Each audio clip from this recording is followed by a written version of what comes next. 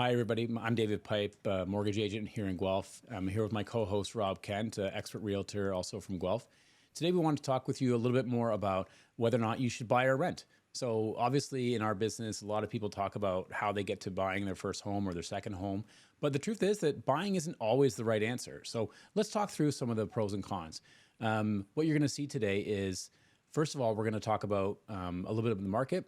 We're going to go through the pros and cons of buying, as well as the pros and cons of renting. And then we'll tell you sort of how to decide and what makes most sense for you. So, with that in mind, Rob, why don't we kick it over to you and tell us a little bit more about the market? Yep. So yeah, a little bit about the market. So right now, it's a little bit of a volatile market. I mean, we've seen interest rates go up steadily over the last year. So I'm sure it's going through a lot of people's minds. Whether to keep renting or is it better to buy? Should I wait?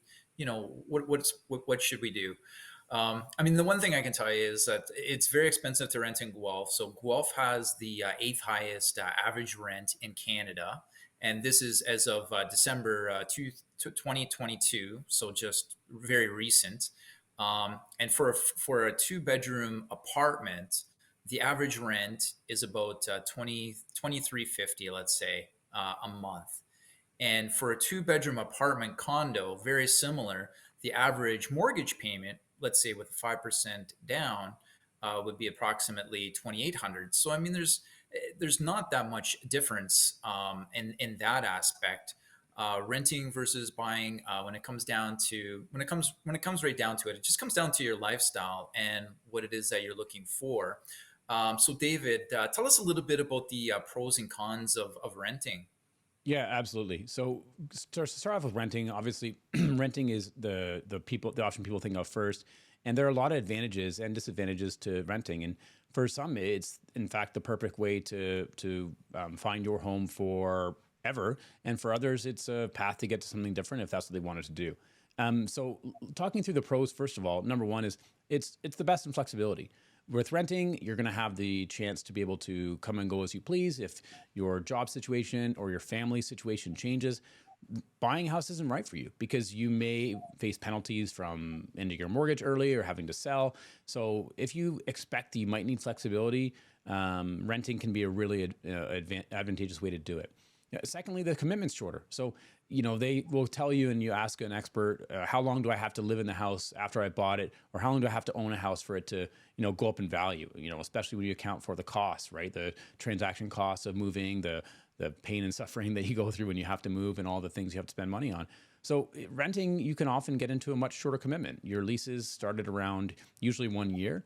And beyond that, you would be on a month-to-month contract with usually 60 days is fairly common. So you definitely get a shorter commitment.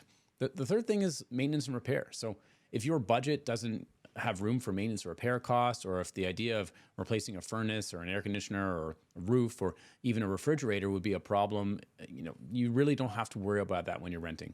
So you can get into a home, you can enjoy it, and when it comes to getting the work done that has to get done, as long as you're keeping up with the property's general cleanliness and repair, you don't have to get into any serious maintenance. So that's a really great advantage of renting.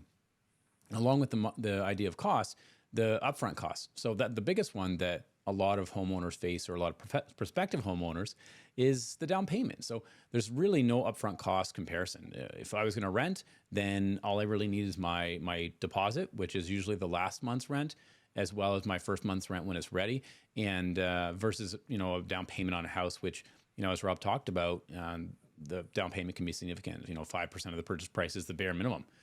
So you do have a chance to reduce your upfront costs. And lastly, that might give you a chance to live in a neighborhood that maybe you couldn't afford to buy a house in, or you wouldn't want to buy a house in because of the commitment. So renting can often be a way to get the benefit of a nice home in a nice neighborhood, where you would not have to worry about as much of the cost or as much of the expense as you would have with buying. Now, flipping the coin to the cons, obviously there's downside to renting, and it's not for everybody. Number one is that you're going to be paying somebody else's mortgage. So in that way, you're, about half of a mortgage payment that the landlord's making is going to principal and half to interest, as a rough estimate when you first start. So that means that every month, a big portion of your rent is actually going into equity for the homeowner, which is sort of their payment for, putting this house up for rent. So in that way, you're not going to get that value from paying down their mortgage.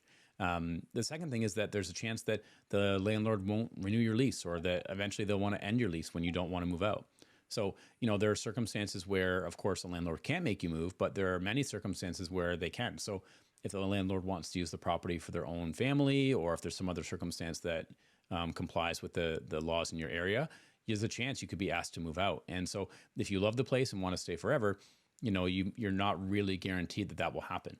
The third one ties into the first point, is that, and when you rent, although it could be cheaper, you're not getting the benefit of that wealth creation. So you're not putting money down in equity each month into your own property, and that means that you're not building up this value under your under your assets.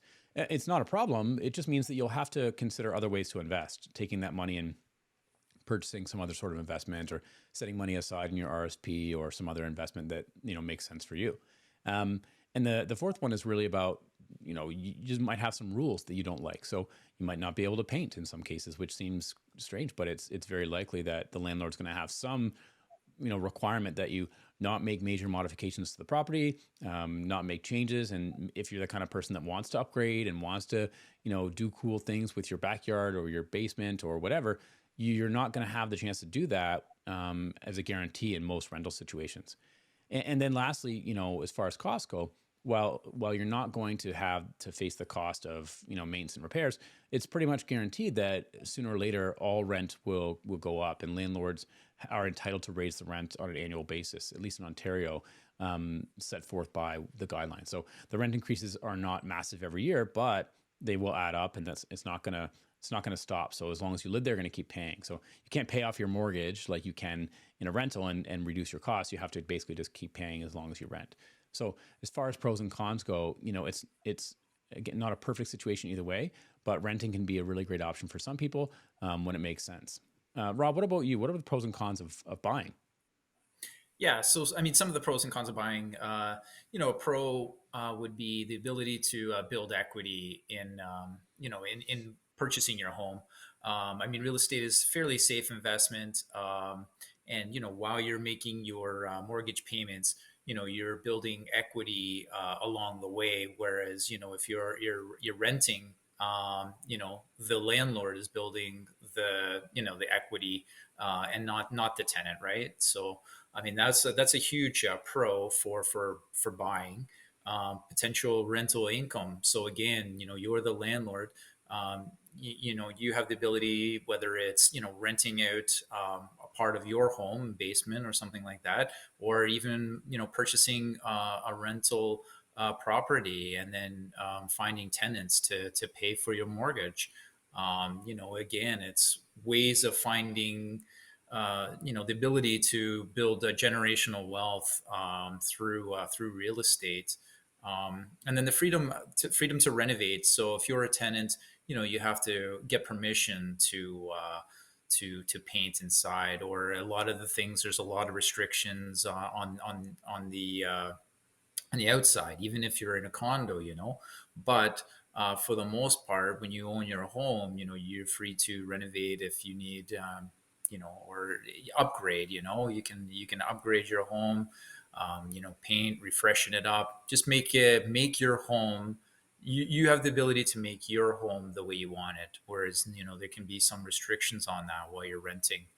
Now, of course, with pros, there's always cons. So some of the cons of maybe buying a home would be the increased monthly payments if interest rates go up. I mean, there's always that possibility. So if you're in a variable rate, and most recently, where we saw interest rates go up, now a lot of your monthly payment is going to be going towards interest rather than the principal. So that's definitely a con that maybe some people don't really maybe look into, right, or look at. The possibility of unexpected costly repairs, like David said before. If your furnace goes down, or you need a new stove, you need a new fridge, you need a new roof. That is now on you as a homeowner to do that. And if you're a tenant, you don't have to necessarily worry too much about that. Mind you, you'd have to worry about your landlord wanting to do that. So that's one thing to keep in mind as well. But as a homeowner, you want to stay on top of these things, so that these maintenance and repairs don't build up. You want to try and um, stay in front of them.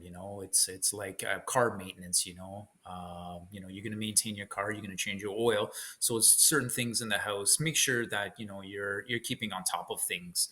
And ongoing costs, including property taxes and insurance. So these are things that you're going to be paying year in, year out.